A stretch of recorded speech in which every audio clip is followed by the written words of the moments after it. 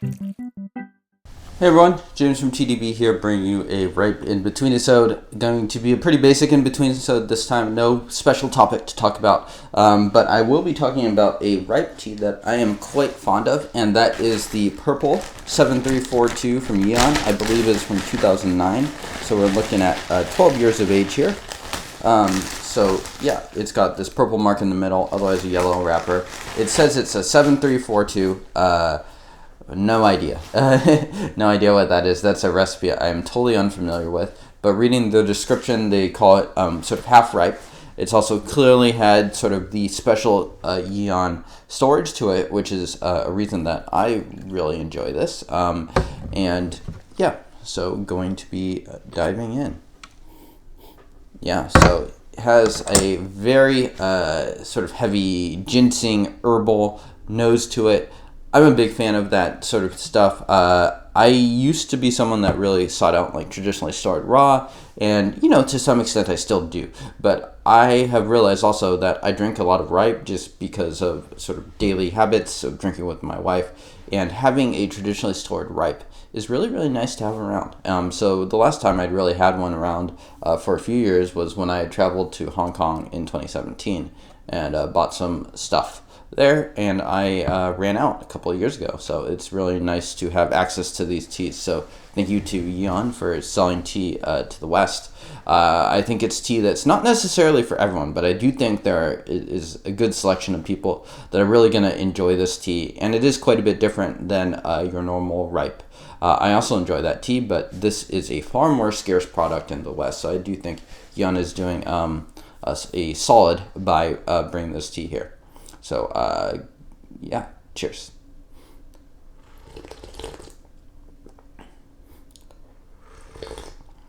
As some of you probably know, this is steep number 4 or 5 for me. Had this tea earlier in the day, just sort of resuming the very casual session, using 9 grams and about 185 milliliters. Yeah, a very ginseng, a little bit of cream. This is also a little bit of sharpness to this, so I guess that might be the half-ripe part to it. Really sticky, I don't know, it has a nice heaviness to the mouthfeel to it that I'm really enjoying.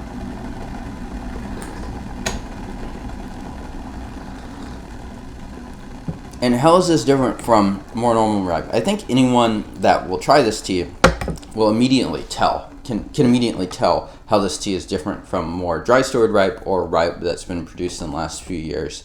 But it's a little bit hard to describe, but there's definitely a very characteristic taste. I've seen it described often as ginseng. That's usually how I have described it too. And it really takes part in these sort of traditionally stored ripe teas. And I do really recommend people try it. I think the best taste is another one. I think I might like this a little bit even more than the best taste. But they're both very, very solid.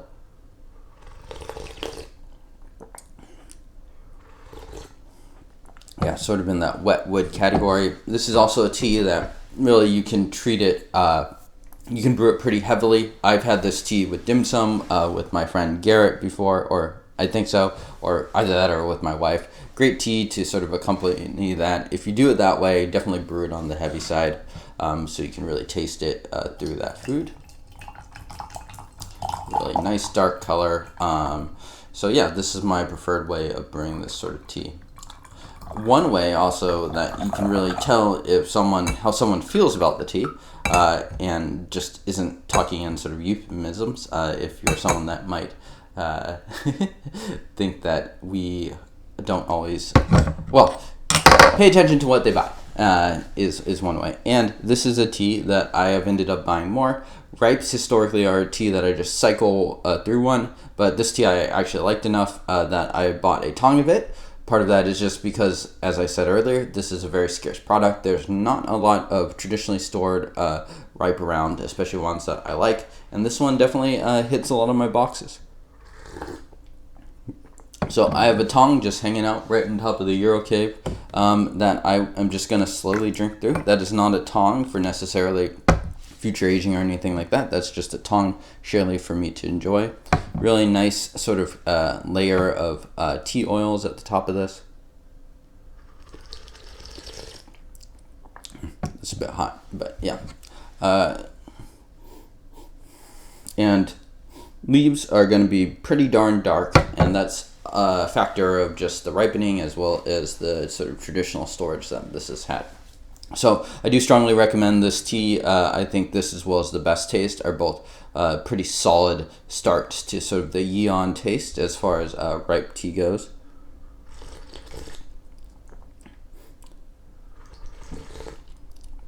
Yeah, and just sort of a nice, thick, protracted mouthfeel to it. Okay, so really like this tea. Gonna give it a pretty high rating, a 6.7 rating. So I think it punches well above its weight class in terms of what it costs. Probably not a tea that I would recommend anyone just straight up buy a tong or whatever of. Buy a sample cake. See how you like it. You might like it as much as me, or you might not. That's totally fine. You might be more of a conventional ripe person that likes stuff that's not traditionally stored. You're not necessarily a minority there. For me, this stuff really, really hits the spot. So thank you all for tuning in. I will see you all next time.